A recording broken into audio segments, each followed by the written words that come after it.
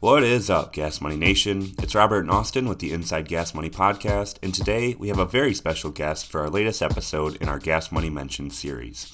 In this series, we interview business owners, entrepreneurs, and professionals to gather insights about their journey and, more importantly, generate valuable learning opportunities for young adults who are passionate about entrepreneurship.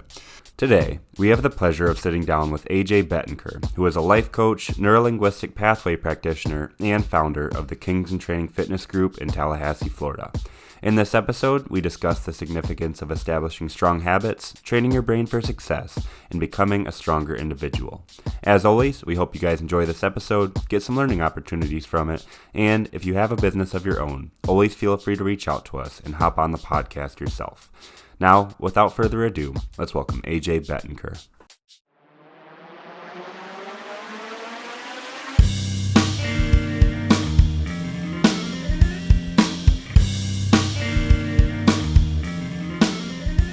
My name is AJ.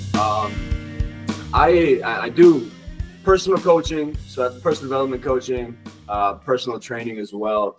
And really the basic kind of level of what I do is helping an individual person really become everything they want to be, they inspire to become. There's techniques that I use. There's NLP, which is neuro-linguistic programming.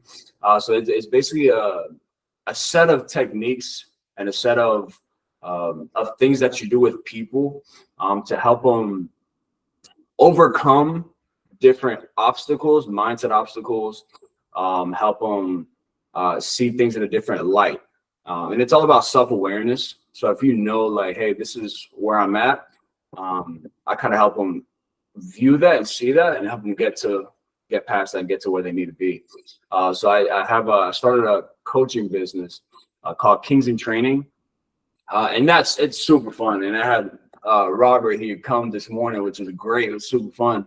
And really what it is, we meet about 4 times a week, 2-hour sessions. And a big idea is, hey, let's start doing some hard things. Help grow that discipline, help grow that, just that raw grit. And so that means we wake up early in the morning, we get up.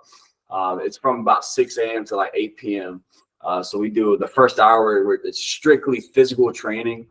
So whether it be just hitting the gym, whether it be doing like HIIT workouts, we do a lot of competition stuff as well with the guys to kind of help that atmosphere going. And then the second hour, which is I tell everybody, it's kind of my favorite part. It's a personal development session. That's where we sit down and we talk through certain aspects. We talk through certain areas in our lives. We talk about how to change different mindset. We talk about how to be more of a man, all around great man. And we've been doing that for a couple months now. It's been going great. So yeah. No, that's amazing. And today, in my experience, it was awesome. Like, pulled up, all the guys were super friendly. Everybody introduced themselves. We got right into like intensity workouts. We're doing chest and tries today. So we have a couple people at the bench, a couple people doing pull downs, dips, military pushes, like all that kind of stuff for an hour straight, just going around, everybody getting fist bumps, pumping each other up. And then afterwards had a little push-up competition, which I need to work on my push-up skills. Trying to win, but there was a couple guys there that were just hammering them out. And then honestly, man, my favorite part at the end, I wasn't even expecting it, just because I was talking about it was awesome. Like, man, like 2 hours of work, man, crazy. Yeah. And then we all sat down. We were just talking about life, talking about our goals, and we can get into that a little more later on in the podcast. But one thing that really intrigues me that you mentioned that I want to hit on right now is just the NLPs, like learning about the mind. When did you really get into that and kind of connecting it to fitness? It was interesting. I mean, I never heard of NLP. Like, I never knew what that was. I had a buddy of mine actually from church, but he's also part of this. We're part of this entrepreneurship group. And one of the biggest things that I have very deep conviction on is, man, we got to have people around you that are kind of going the same way, the same route. So we have this group, and it's people from everywhere. We got a buddy from Miami that's leading it, multimillionaire. I mean, really, really awesome guy, very close to him. And then we got people from LA. We got people from just all over the world, really, that are focused on entrepreneurship, focused on business. And I talked to one of the guys there. His name was Mike Begala, and he was kind of one of those guys that that I got into NLP pretty early, like several years ago, probably over 20, 30 years ago. And I got with him. I just started talking to him. I'm like, man, like, I really want to help people. Like, that's like the basic level of where I wanted to do, man, in business in general and just in life.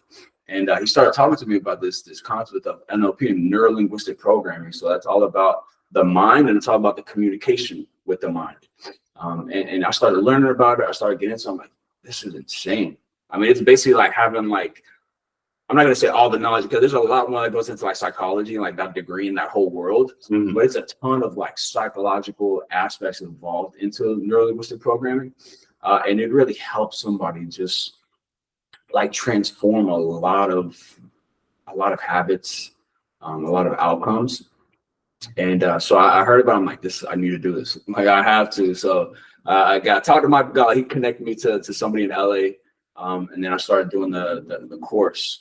It's probably about 12-week course, learning all about neurolinguistics, and all that. So it's insane, but it's super cool though. It works, man. Like, it works. I know one of the biggest names that some people might know is man, what's his name? There's this huge guy, Anthony Robbins. So he's a big kind of one of those big coaches, and he does a lot of conferences and a lot of different stuff. And he was actually really like close to when, again, about 20, 30 years ago, like he started off and they learned a lot of the neuro-linguistic programming stuff. Now, some people do use it as kind of like in a negative way, like to kind of like get their way, whether it be in sales or business, because it's that powerful. But he was one of the big guys that kind of brought it out into the world a little bit. But it's a really cool technique, man. Yeah. Is that Tony? Well, Anthony Robbins, Tony Robbins, right? Yeah. Yes. Yeah. We've listened to a lot of his stuff. He's put on amazing, things, and it seems like he's changed a lot of people's lives over the years with his coaching, which is amazing. With that, I mean, I guess if you're comfortable with it, like, break it down a little further, because in my head, it's like a lot of positive thinking. The word manifestation can be used in a bunch of different ways, and I don't know if that also kind of aligns with it. But if you want to break it down just a little bit further on like what kind of goes into the NLP. Yeah, so it's kind of like I mean, I've probably heard it, a little bit more of a popular term is like life coaching. So it's kind of similar. Now, in neuro-linguistic programs, and again, Tony Robbins, is a lot of the stuff he does and a lot of the impact that he's made is because of those techniques that he's learned in NLP and the neuro-linguistics. And it's all about like knowing the right language to use like in your mind. So let's say like if you have like a negative experience in your past, whether it be like, I know for me, like, let's say I didn't grow up with a dad.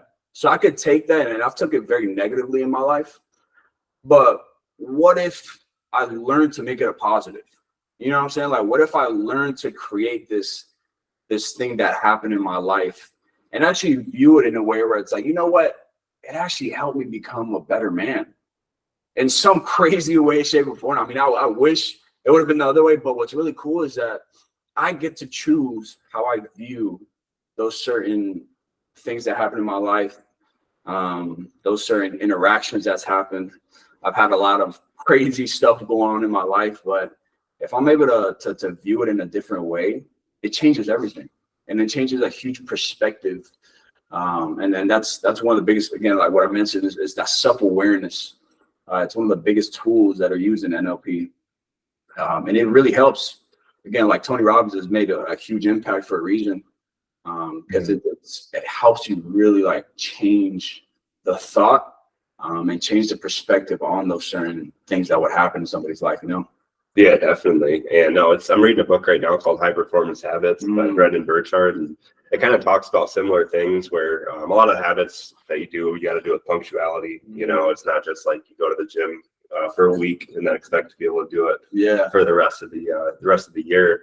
But one thing he talks about too is just your mindset, and obviously that goes along with that. neuro-linguistic programming too. It's absolutely. really just thinking about things in a positive light. One thing I enjoyed today that you had at the session is the I am statement, where you had everybody pull out their journals, write down who they want to see themselves as in the future, who they want to become. And instead of saying, I want to be, you chose the words I am. So what is the significance behind those words to you? Yeah, no, I really appreciate that question, because there's, at the root of any person is their identity. Like, that's kind of like the main type of basic fundamental way in somebody's life is how they view themselves. Now, if somebody has kind of like a very negative perspective about themselves, then they just won't be able to achieve everything that they want to. So with the activity that we did this morning, it's incredibly important because it builds a lot of confidence. It talked a little bit about manifestation, but it's so interesting. And then we talked about the red car theory as well, wherever it's like when you focus on finding something, whenever you focus on, hey, this is who I want to be, that's just who you're going to become. Like, there's just no way around it. That's just exactly who you're going to become. Now, a lot of people don't really know who they want to be, though, and that's kind of the first step. Like, hey, like, let's figure out who you want to be. Like, do you want to be successful? Do you want to, have kids? Do you want to have a great family? Some people might not necessarily know, especially like when you're talking to the younger generation. They're very broad. Oh yeah, I want to be successful. I want to have a wife. I'm like, okay, cool. What does that really look like, though? And the more detailed you get, and the more you start viewing it as like, hey, I am this. I talked a little bit about having a couple kids running around my 50-acre lot with a bunch of, with all of my family. Even though I don't have kids yet, like, that's somebody like that I want to embody, like a father figure. So what's interesting is that I try to live that out. Like, even though, again, I'm not a father yet, I try to live out those qualities of a father, and I think that's why it's so important to do it now instead of doing it later, and that's the big thing about the activity that we did. Yeah, it's almost like preparation, because if you're saying, I'm going to be like this, and for you, obviously being a father is one of your greatest goals, and I feel like that's one of the most respectful things you can do as a man, raise some kids and really take care of them, nurture them. And with that, like, every day now, with that in your mind, that's how you're preparing yourself. You're thinking of the things you're going to do, the things you're going to say, and I think that's super powerful. And I think kind of tying the gym into it too, like, I think when it comes to making habits and getting that mindset, one thing that I learned today is I normally don't get up early. And I told you this earlier. I was like, man, he's doing it at 6 a.m. Like, that's kind of early to me. Like, all my classes are later on, so usually I'll stay up later and sleep in a little bit. But just proving myself that I could do it, and then I felt like so refreshed afterwards. That's powerful, because that's a big part of your mindset. And what happened first? Did you get into the gym first and then develop a mindset from there, or was it the other way around? Yeah, I think on a basic level, even if it's like you're not trying to, like, it does take you building up that mental fortitude, that mental strength to start doing stuff. I know for me, when it started, like, I was probably just got out of high school. I'm in college for the first time, and I feel like I stepped into the big world, like I stepped into this world where it's like, oh shoot, like I'm kind of by my own now. Like, I gotta figure it out. And the one thing that I knew for sure, I didn't really know what I wanted to do. I was probably around 20, 21 years old. I didn't really know what I wanted to do. I just knew I wanted to be very successful. Like, that's like the basic thing. So I'm like, okay, well, how do I learn to be very successful? And one thing I started doing is I started watching like YouTube videos. I started researching like people who are very successful in their life. And there's two things that happen. I'm like, that I have to do them, because there's two very there's two things that these people did like all the time that I saw very consistent with their lives. Is one, they woke up super early, like all of them. I'm like, oh, this is not good, because I don't like waking up early. And then two, it was they read a ton. Like, they read a lot of books, and that wasn't who I was. Like, I never did that. I never woke up early. I hate waking up early. I hate reading. I'm like, but to be successful, these guys were doing that all the time. So I'm like, okay, let me just try it. Let me see what this is about. And the more I kind of started doing it, the more I became that person. So I started loving waking up early. I started loving reading books because I knew that's what it took, and it's helped me out tremendously to know that. And it makes you feel good. I mean, you're waking up at 5 in the morning, and it's like, man, there's probably not a lot of people that are waking up during this time to go out to work out, to have to get better, have a personal development session. And it just makes you feel good. It makes you feel like, man, like, okay, I'm on the right path here, Yeah. And that for the rest of the day too. I think a lot of it too, what I'm hearing, it's being intentional with everything. It's being intentional with your thoughts, with your your research, with the things that you want in life. And it really comes down to those thoughts. Like, if you're intentionally changing your perspective to make something that looks negative and, realistically probably is negative, but if you can change that perspective into a positive in some way, shape, or form, that is building your character, that's going to help you in the future. That's the knowledge that you need to have to maybe jump over a new hurdle that's going to be in front of you in the future. And if you intentionally, continuously strive, even if you have that general goal at the beginning, like you said, to be extremely successful, and that's the hardest part when you're young. I mean, it's hard to be super specific and intentional because there's so many, especially the world we live in today. There's so many different things that are shooting left and right at us, with social media, with all the TikTok craziness, and just all the information that's crazy all over the place.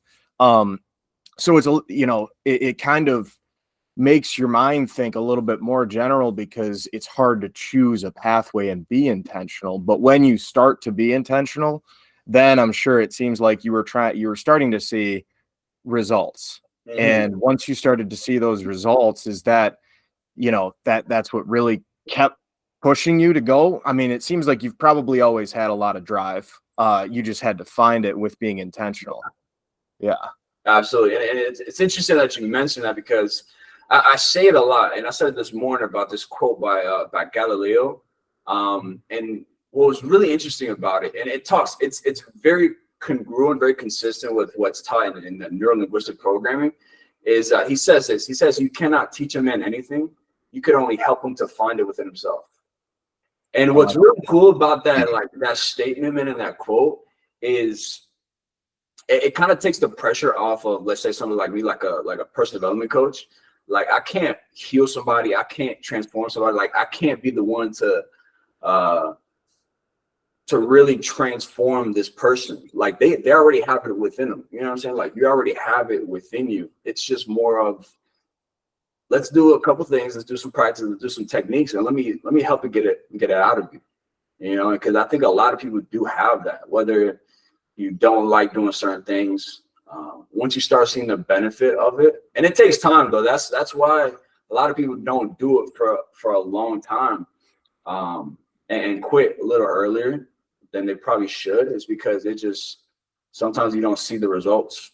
And if you don't see the results, then you can kind of get discouraged and just kind of quit early, Yeah, that brings up actually something I wanted to ask, because in, I guess, the fitness industry for sure, but then also I'm sure the coaching industry, you're gonna run into some people that are impatient, that want to see the results quick, that like what you're saying, like what they're doing, they're feeling good, but it's not good enough or quick enough. And have you ever had certain experiences or an example of like what's your strategy on really showing them like it's going to take some time, let's keep going? Yeah, no, that's a great question. So with my first one-on-one coaching client, and I'm still working on them because the first 3 months, and it was a close friend of mine, so I'm like, hey, the first 3 months we're going to try this out. I'm not going to charge you anything. But there is obviously a lot of things, like you in business, obviously you never do anything for free. So you have to make sure that you get testimonials, you make sure you get all this, references, all this other cool stuff. But we worked for 3 months, and this is a guy that he's just never been driven.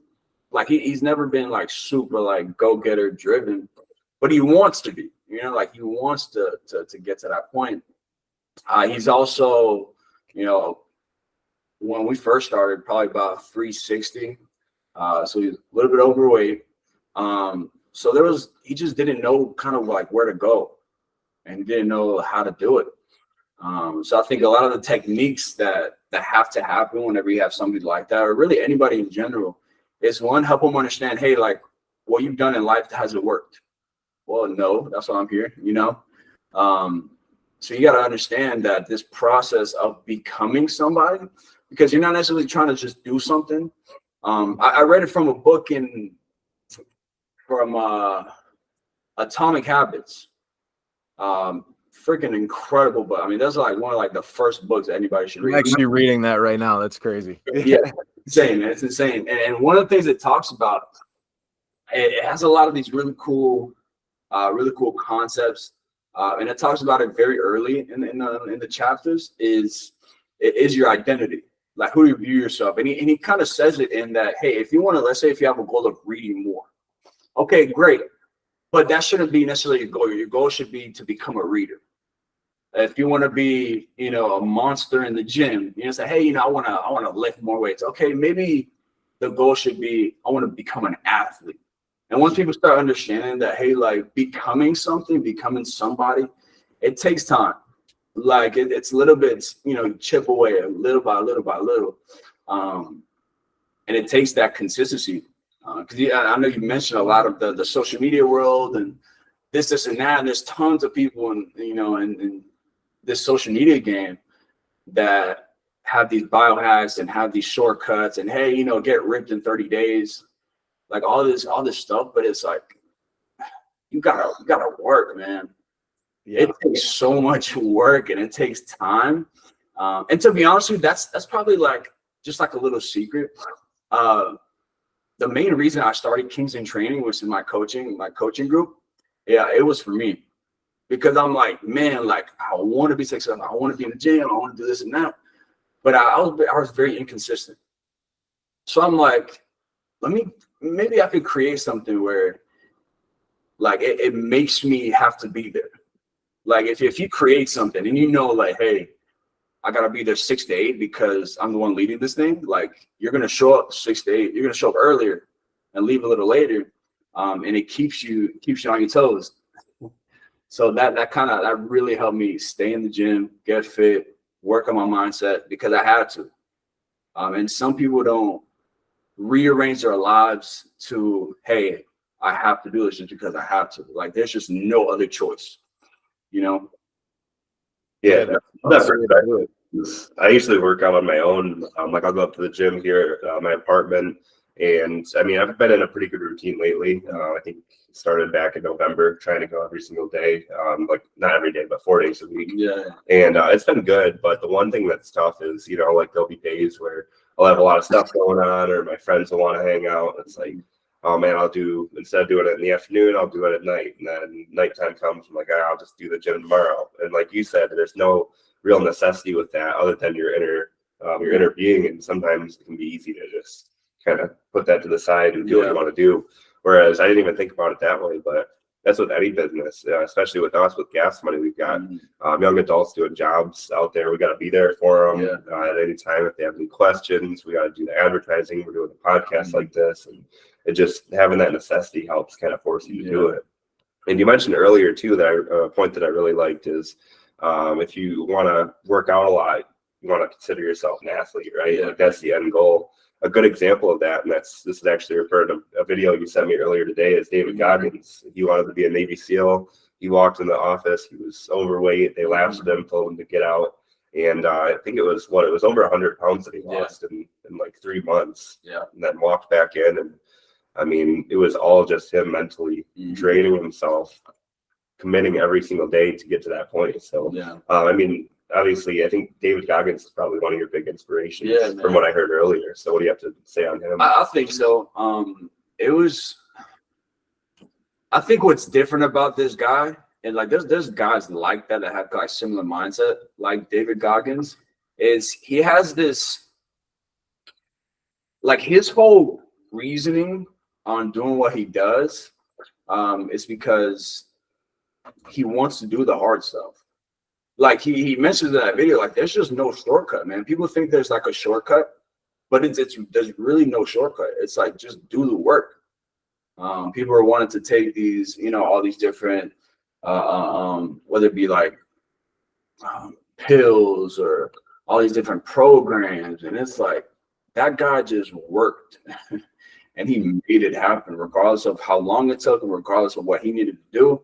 I mean, this guy, if y'all know anything about the Navy SEALs and what they go through, like they have this thing called Hell Week, and this guy literally had to go through Hell Week like 3 times.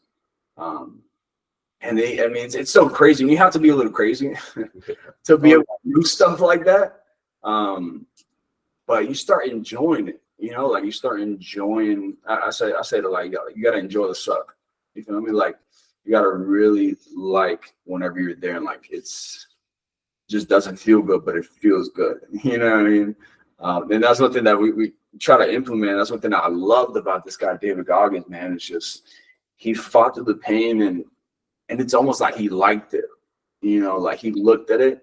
And it's that type of mindset that I think a lot of us got to have, where it's like we look at it and we're like, even though this sucks and it's hard and I hate waking up early and, you know, if my body doesn't feel good and this, that, and the other, I'm going to do it anyways.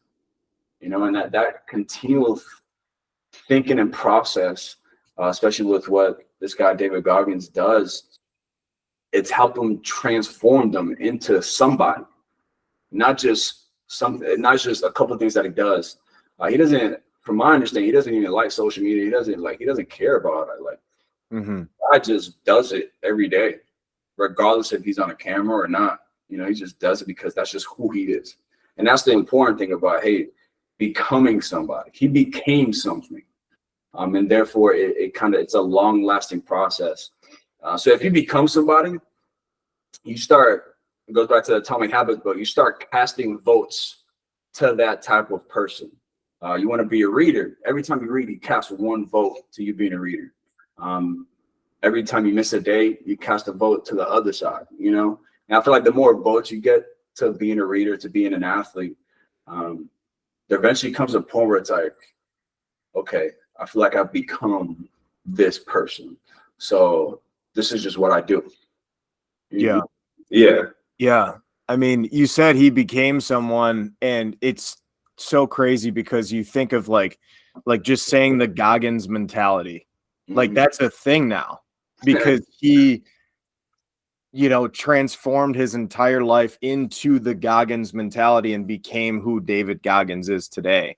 And for, you know, I don't know, like who he was back then when he was whatever 300 pounds, or he was pretty heavy in comparison to now. It's like a different person. It's crazy. He completely transformed everything. But like you said, your goal is to become that new person of yourself, to become the, you know, the Robert Walker that you want to be, or the David Goggins wasn't really David Goggins until now because of all of the different changes and consistency that he continued to put in and still does today. I remember I heard he was telling a story on a podcast. I think it might have been on the Joe Rogan podcast, and he told it about the was it the 100-mile race that he was in or something? And I think he was like going into kidney failure. His shoes were falling off. Like, it was insane to hear the story. It sounds almost made up because it's so crazy. But when you really look into this guy, it wasn't made up. Like that happened. So hearing stuff like that, I mean, to have obviously focus on a person like that can be super inspirational. And then also putting those certain attributes into your life. Like, what are some of the things? Was it waking up early, or like, are there certain specific things that you kind of have taken from the things that you've learned from him and then put it into your life? Absolutely. So there's a couple aspects, especially reading that book, Can't Hurt Me by David Goggins. I think it was really cool. There's some things that he did. Like one of the activities that he did, it was he wrote everything down. He put like sticky notes everywhere. So he'll be like, hey, he put it like in his mirror. Be like, hey, these are my specific goals. Like, and he broke it down, this is a really good activity to do. You breaking down those small goals into very attainable tasks. Like, hey, I mean, the dude had to lose over 100 pounds, but his main goal wasn't losing 100 pounds. It was like, hey, lose 2 pounds. If you could just lose 2 pounds like this day or this week, you're solid. Mm-hmm. And then the next day it's the same goal, lose 2 pounds, so it's very small steps.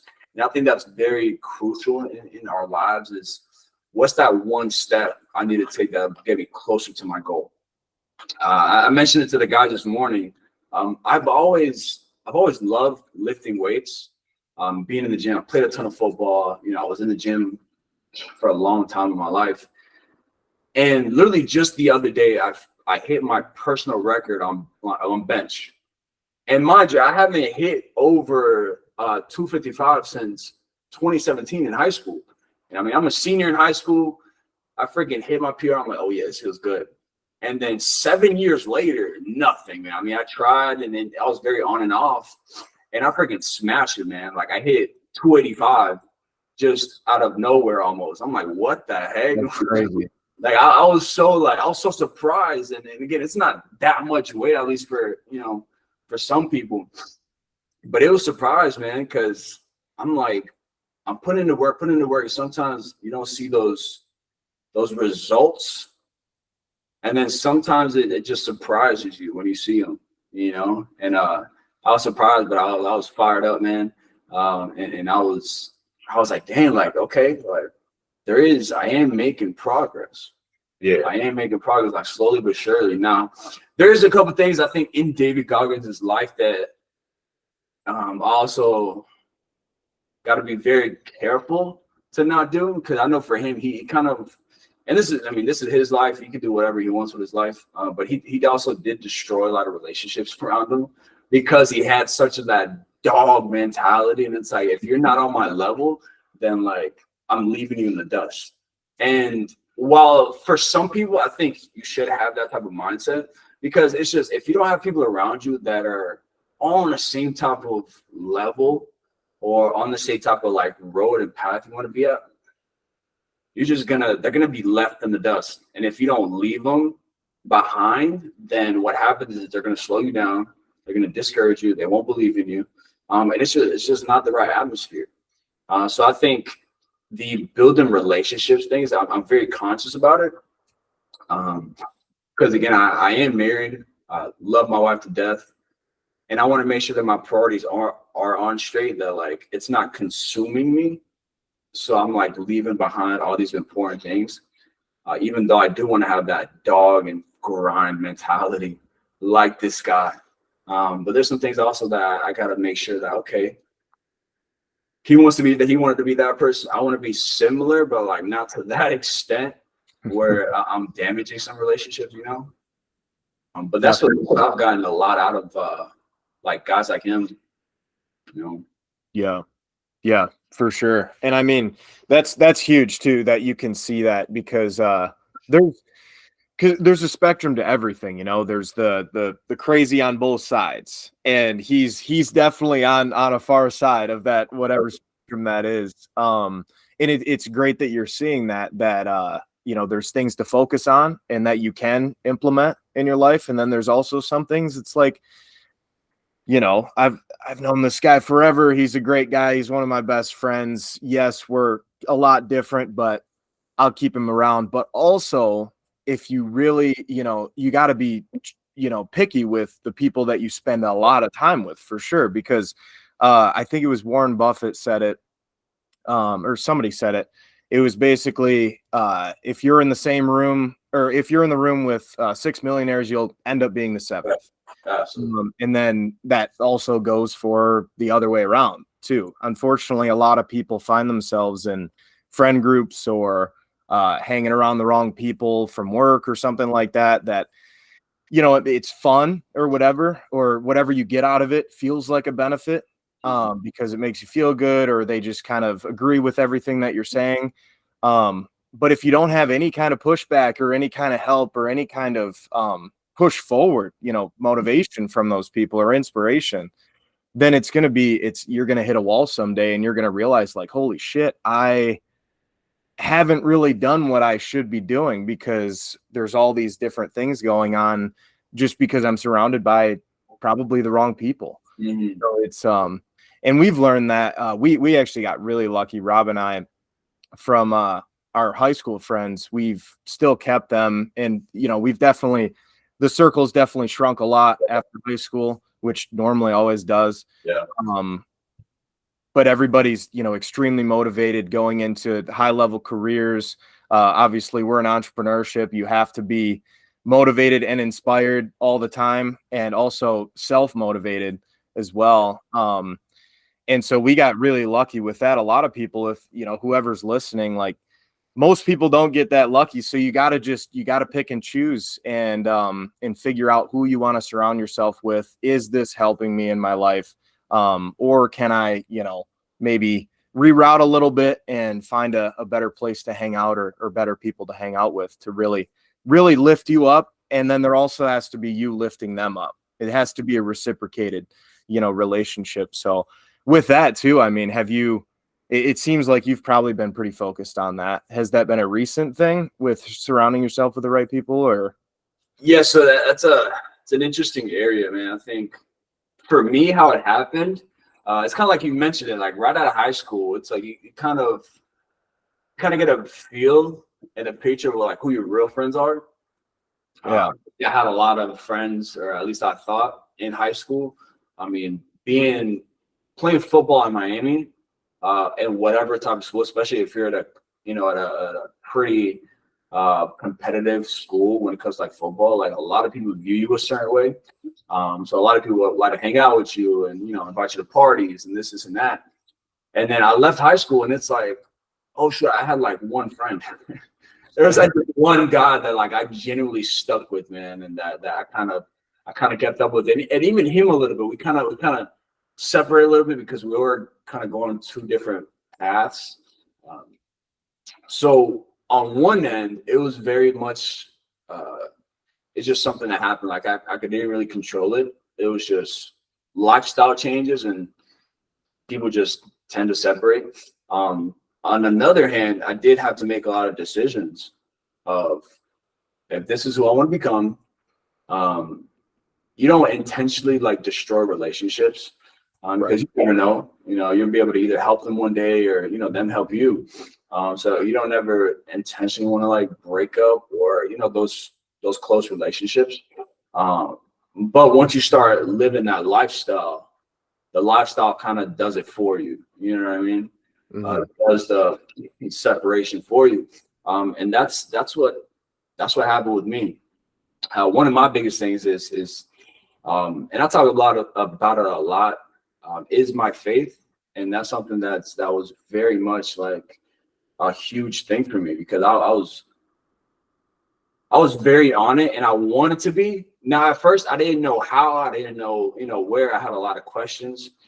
And again, it kind of goes back to like, whenever you're in this mindset of like, man, this is who I want to be, people will just start coming to you.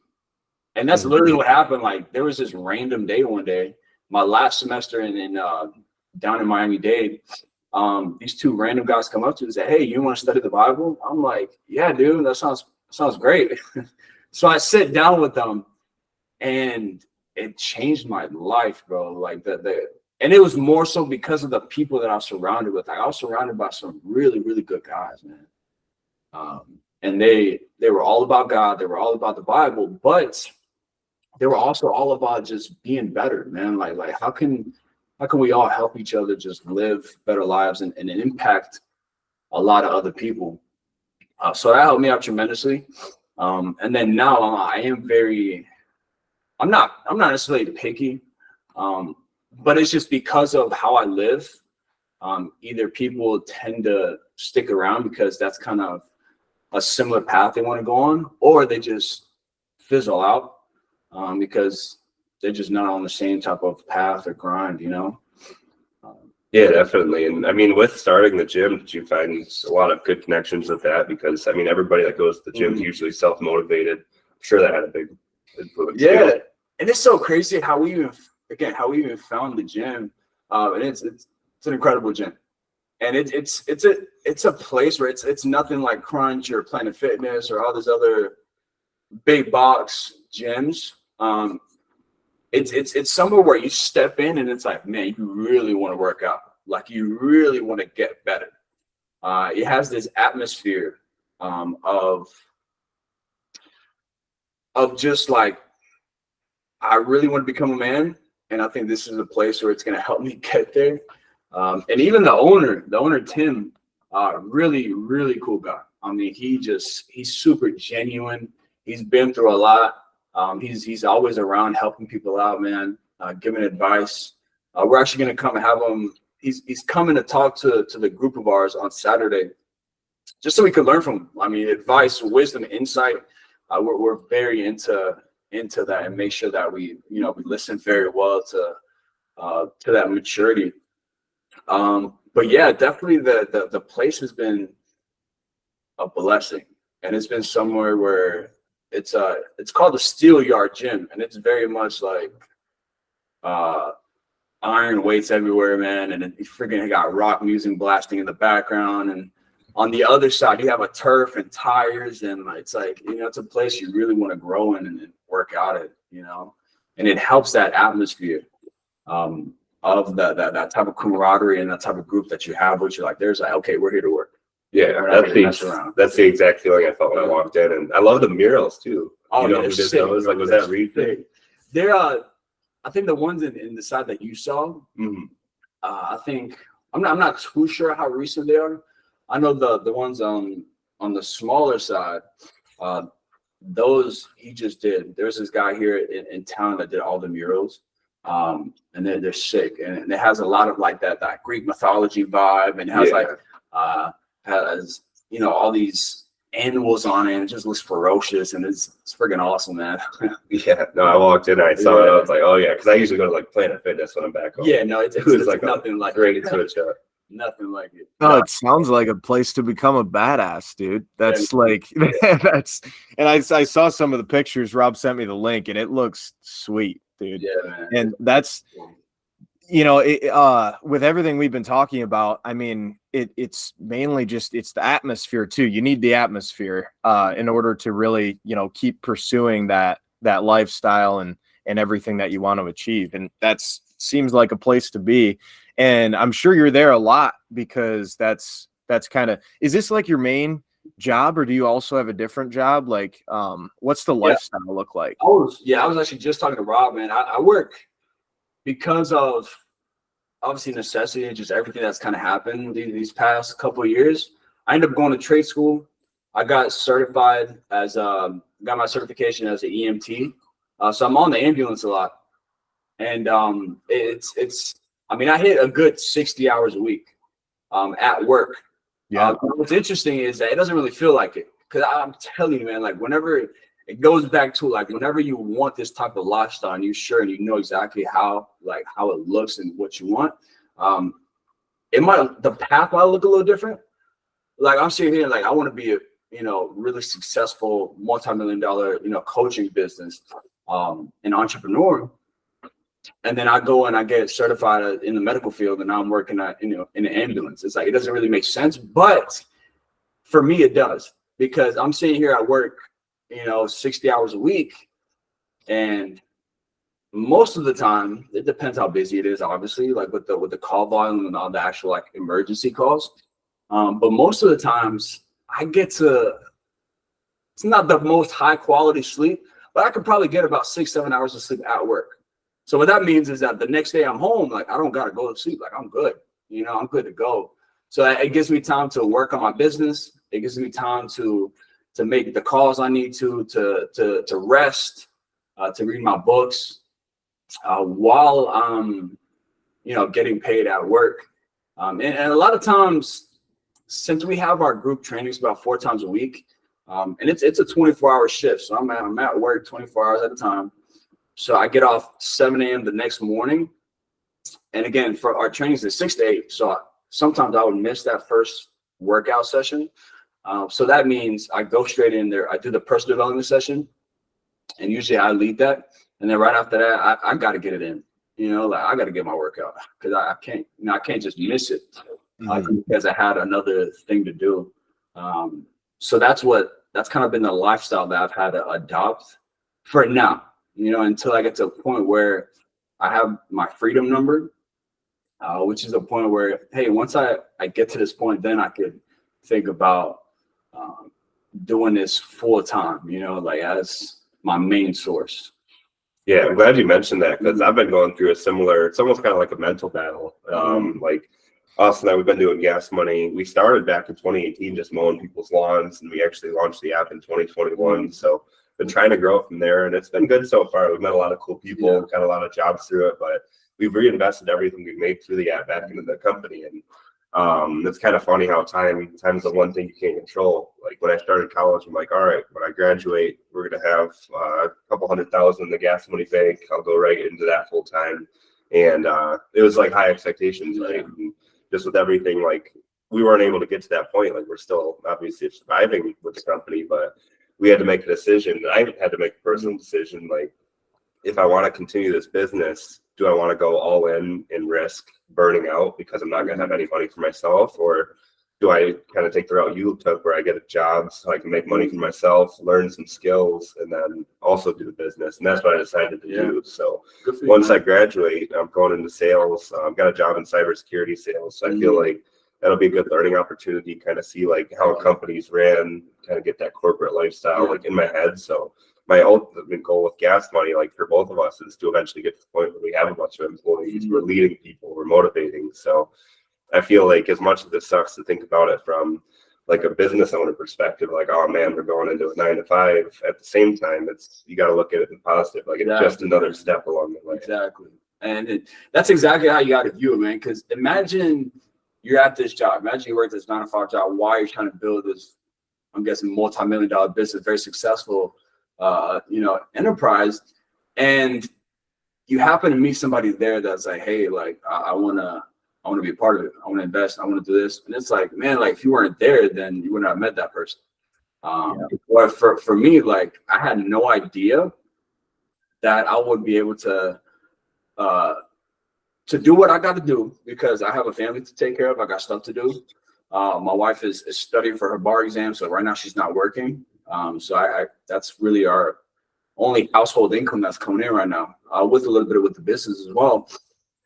And she's doing that. So like as a man, I had to make a decision that, hey, there's a point where I have to grind, even though it might not be my preferred like job or thing that I want to do. But I know because I do this, it's gonna help me just get to that point where like I'm solid and I'm good to go. Yeah. And a lot of things is a lot of people don't see like the importance of building relationships everywhere you go. Like to think of working for the county here. I've met some incredible people, man. Like some really, really cool people, and like some people that are actually very influential as well.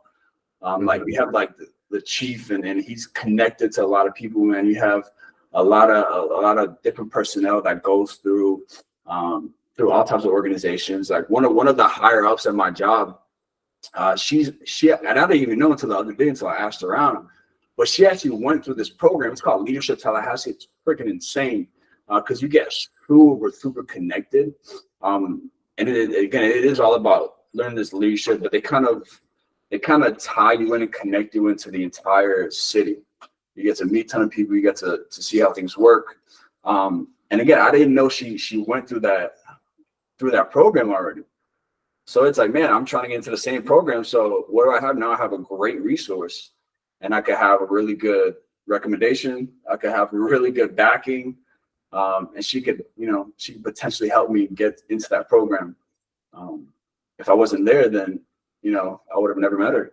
Yeah, exactly. There's a quote that we like. It's your network is greater than your net worth. And that's one thing we've learned about business, and not even just business, like you mentioned, like any career you want to go into, anything you're doing with your life, like people that you meet can help you out in so many ways. Because like you mentioned, if I meet an investor at my job, maybe if I don't meet an investor, I'll meet a coworker, mentor that has somebody they know that they can reach me and connect me to.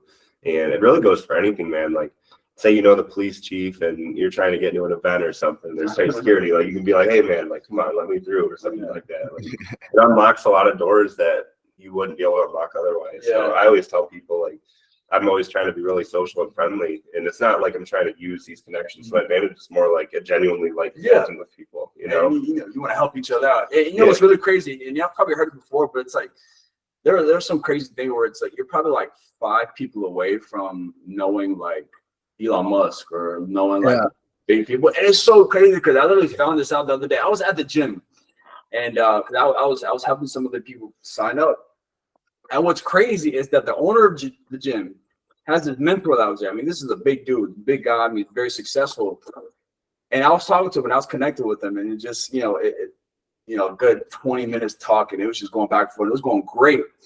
And come to find out, he is super close to Tony Robbins. Wow. Like him and Tony Robbins, like back in the day, were freaking like tight. Like he used to do all his starting stuff. Like whenever he did all his conferences, he knows Tony Robbins. He knows Grant Cardone, a lot of these guys. So I'm like, I just met a guy that's like dang near best friends with Tony Robbins, man, because I was able to build, these relationships. And it's so crazy to think about. I had another friend in the entrepreneurship, group chat that I'm in. One of the people he knows is very connected with Elon Musk. So it's like, you think about it, I'm like, okay, it's me, my boy, his boy, and then Elon Musk. And I'm like, I'm 4 people away, man, because it is very important. And some people don't. That's why a lot of businesses aren't really super, super successful, because they miss out on the people aspect and the relationship building of what it takes to actually grow a really successful business. Now, at the same time, you could create a good business without it, but it won't be a great one. Right. There's a really, really good book that it's called Good to Great. And it literally talks about that same type of thing, where it's like there's different types of leaders that help companies go from good to great. There's different types of things that great companies do that other people don't. There's certain entrepreneurs like this guy, Noah Kagan. I've been reading, and I just finished his book. It's called The $1 Million Weekend. I'm talking about, like, this is such a good book. And I know I'm talking about all these books I've heard are freaking awesome, but this book by Noah Kagan, it was really interesting because he gives out a really, really interesting like blueprint when it comes to business, when it comes to all these, and he simplifies it so much. He's like, like, screw a website, screw this and that. Like, just go out and just do it. Like, even if you don't have the product, sell it. If you don't have the product, just sell it. See who wants it. If they want it, then go ahead and make it. Kind of like those pre-sales. But he talks about something really interesting. He says one of the challenges in his book is you got to go out and you got to ask somebody for $1 to invest in your business. And I love this guy, man, because he put his own Venmo and his own Cash App in the book. He said, hey, if you Venmo me, I might invest in your business. So he goes, and I'm like, heck yeah, I'm gonna Venmo this guy, man. So I type in his Venmo, and he was like, hey, ask for $1. So I'm like, I want to be bold. I'm gonna ask for $2. So I'm like, I asked for $2. I send out the request, and I type something like, hey man, I'm reading the book. I wanted to take the challenge. I wanted to go bold, and I'm asking for $2. And like the next morning, man, I see a freaking Venmo thing, and it's like, it's Noah Kagan. He sends me $2, man. They're like, this is crazy, dog. This is crazy. But that guy, he's very, like, he tried, even as successful as he is, like, he tries to respond to people. Like, somebody sends him a DM or somebody sends him a Venmo request, like, he replies. And it's like, it makes you feel special. And that's kind of a part of a business that some people just don't get, man, is that the relationship building is so big. I think a big thing with that too, it's another person that's huge that supposedly still responds to a lot of comments and all that stuff is Gary Vee. I don't know how he can do it, because he has so many people probably hitting him up and everything like that. But that's the thing, it's so much more genuine. Business, it kind of sucks from a bird's or a face value for a lot of people in the world. Business can kind of come off as, maybe schemy or sleazy or ungenuine. but you can really set yourself, your personal brand and your business brand apart if you're able to add that genuality into it. And it's just being a good person, you know. It's responding to those things. It's being open-minded in comparison to being closed-minded. We talk about that a ton with the conversations and with the relationship building.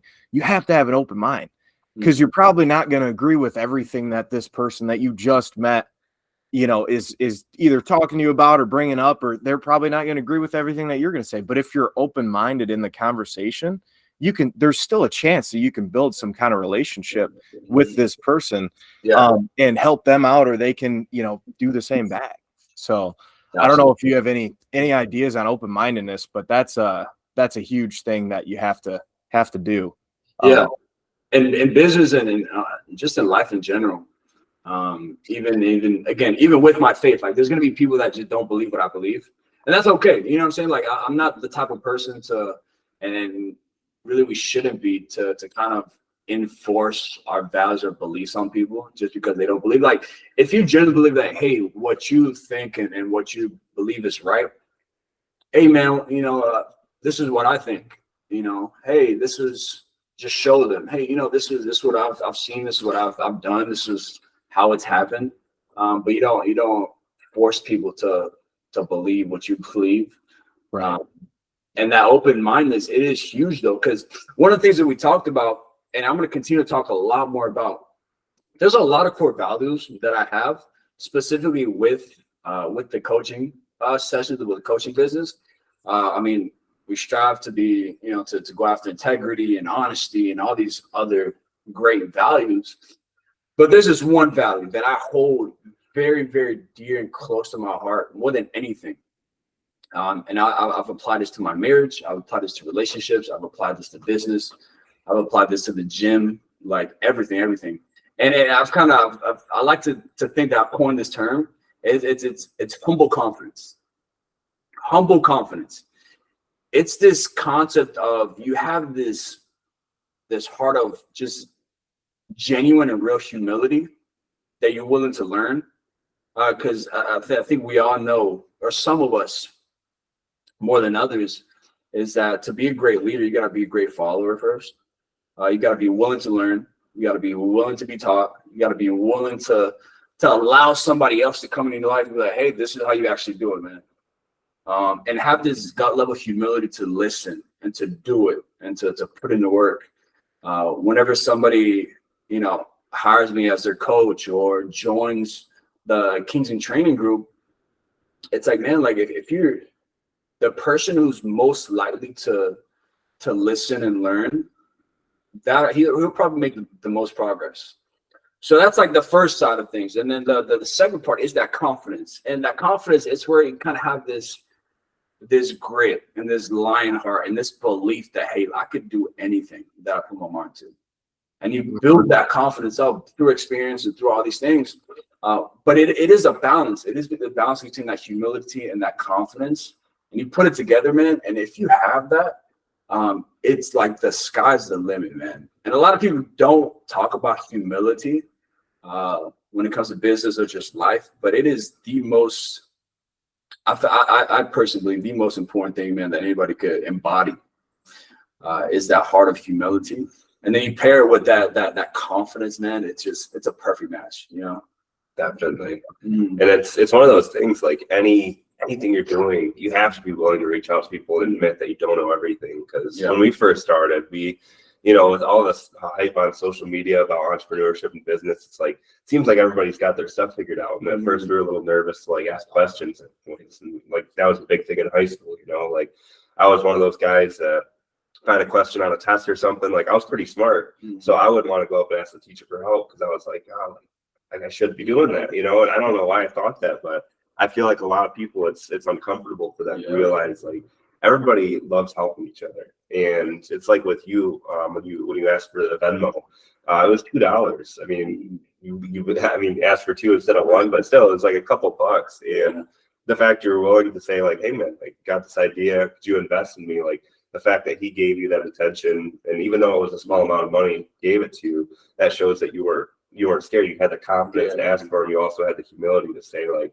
hey, this is only a couple of dollars, but you setting this to me means more than anything, you know? So I feel like in business, that's something that people get wrong a lot. And I love that confident humility, or being humility with confidence. So that's a great thing, especially if you're in the gym, you know, because I mean, like my arms are like kind of big, but like my chest is weak, man. So like they were doing chest, and like, I can barely bench that much. And I was working with a couple guys who were like, come on, I mean, you got it, and hyped me up. And then I'm like, okay.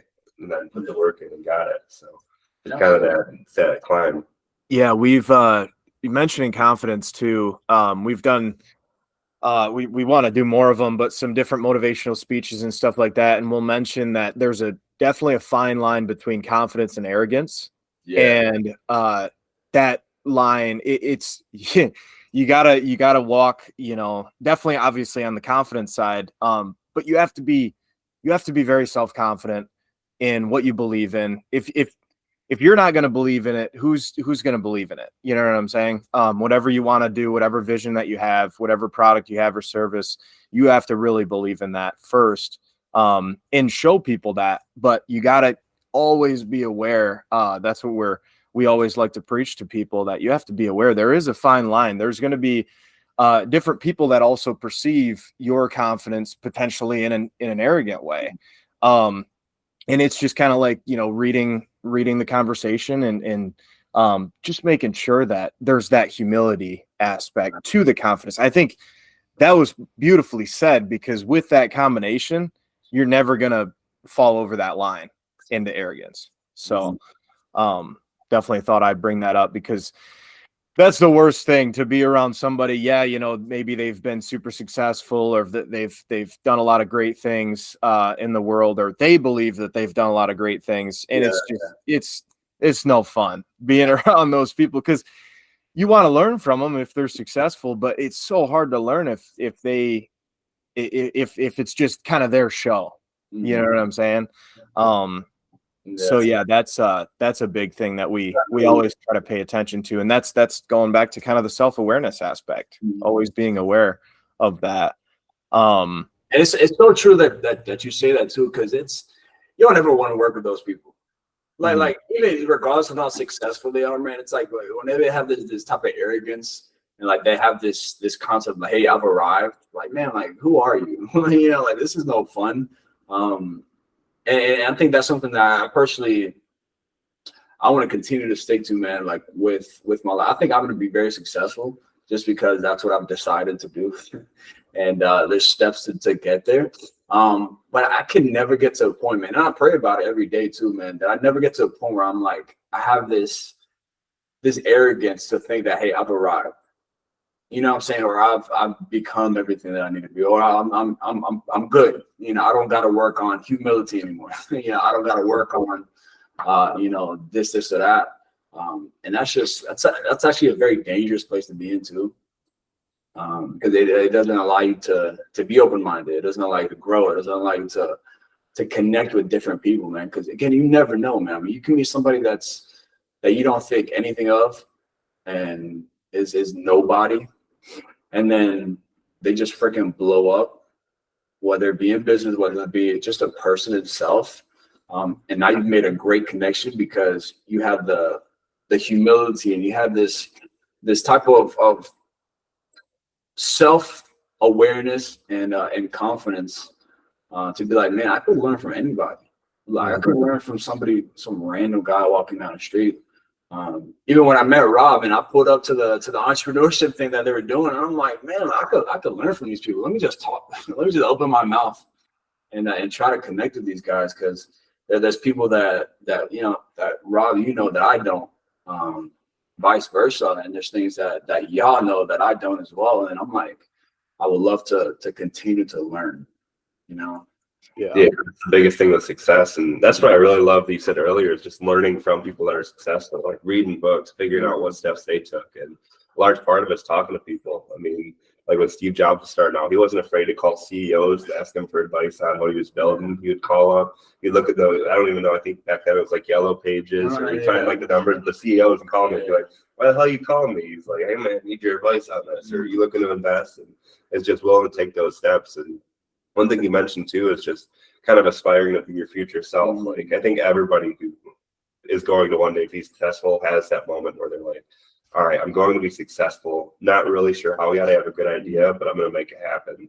And there's a quote, and when you were talking, I was trying to think of who said it, but essentially it goes, my hero is myself in 10 years. So you'll never reach that point, because in a year, it'll be yourself in 10 years from then. Yeah. And then in 10 years, it'll be yourself 10 years from then. And it's like that perpetual goal and climb to where you never want to reach the point where you, like, obviously you're going to have a point where you know that you became successful, but you want to keep chasing after that, not necessarily for money, but just like my idea of success is obviously have the freedom to go on trips, obviously have the freedom to take care of people, but most importantly, be able to give back. And I feel like that's a lot of what you're doing is if you can get to the point where you have as much influence as Gary Vee, as Tony Robbins, as Elon Musk, that's your moment, I feel like, to give as much positivity as possible, to help spread your faith, help teach people where you went wrong so they don't have to make the same mistakes. And is that kind of how you see it too? Like, just like becoming successful so you can help others? Yeah, I think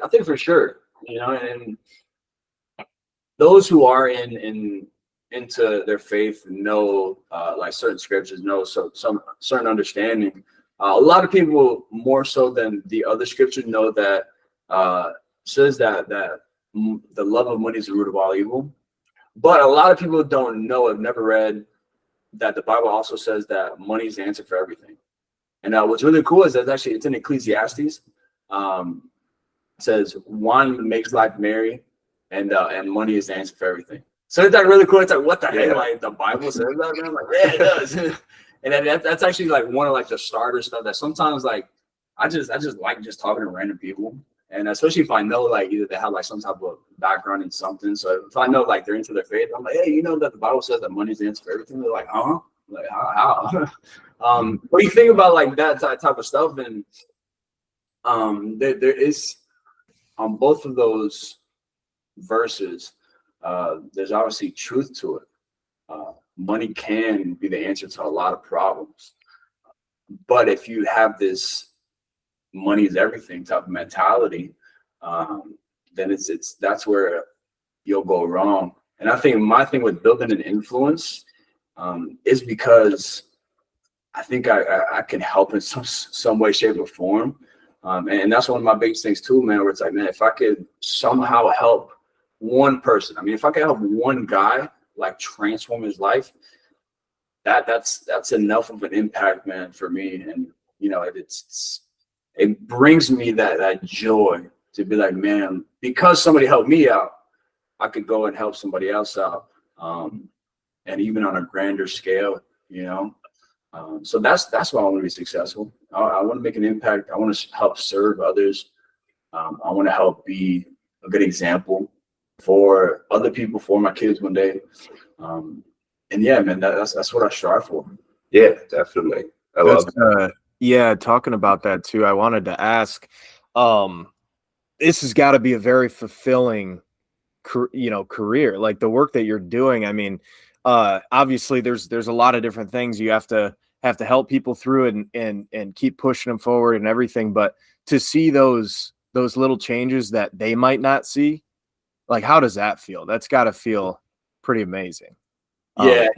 It's super rewarding. I mean, it's those internal rewards that you kind of get where it's like maybe you don't see a ton of like external type of rewards, man. But it's like when you see somebody like overcome like a certain fear or overcome a certain thing that happened in their life, and they basically transform from this person that they hated to like, oh shoot, I'm starting to see my self-worth. Like there's nothing that compares, man. I mean, it doesn't matter what you do. There's just nothing that compares whenever you have somebody that struggles so much, whether it be with all these different, factors in their life. And you kind of guide them through something and they're like, oh shoot, like this really helped me out. Yeah. And it's very fulfilling, it's very rewarding. And it's also a big impact. And what's really cool is that now they could go out and help somebody else, so it's kind of like this multiplying effect, that hey, once you once you get the help you need, like, hey, go help somebody else out, man. You know, don't. It's kind of selfish to keep it, but you know, with yourself. But yeah, it's an incredible thing. It's beautiful, man. One question we always ask at the end. So all our listeners, most of them, I think like 90% are 16 to 24-year-olds. Same type of people that were in the class today, like looking to grow, looking for motivation. So I know it's the hard question, but if you had one piece of advice to offer to them, what would that be? That's a great question. And a lot of people probably are not going to like this. If you're on break, don't go back home. and I say that because there's a lot of young guys that I have around me. And I'm not saying it's bad to go and you know, be with your family for a little bit and just relax. Like, there's nothing wrong with that. What happens though is that some people take advantage of it and they'll go back home and they'll just kind of go back into their ways. And some people have negative things that they'll kind of go back to. But when you're at a spot when you're genuinely wanting to grow and to become better, going back to what you used to be or where you used to, you know, even live, it could actually be very detrimental. And I'm like, yo, if you're able to stay here, like for a lot of the guys that I have the opportunity to mentor, I've been really encouraging, like, hey, like, spend some time by yourself here, even if you're not in school, man. Like, get a job, figure some stuff out, work on yourself.